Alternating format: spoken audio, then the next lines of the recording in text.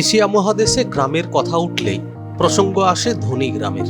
পরিসংখ্যান বলে সে এক গ্রাম রয়েছে যার বাসিন্দাদের স্থায়ী আমানতের পরিমাণ অন্তত 7,000 কোটি টাকা। কথা হচ্ছে গুজরাটের মাধাপারের। এমনিতেই গুজরাট ব্যবসা ও ব্যবসায়ীদের রাজ্য বলেই পরিচিত।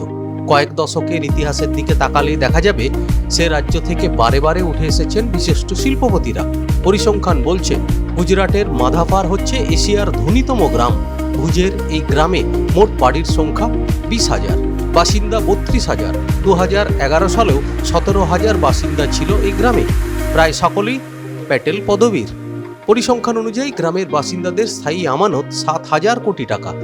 SBI, HDFC, PNB সহ সরকারি বেসরকারি ব্যাংক মিলিয়ে মোট 17টি ব্যাংক রয়েছে এই একটি গ্রামেই। জানেন গ্রামটির এই বিপুল সমৃদ্ধির কারণ?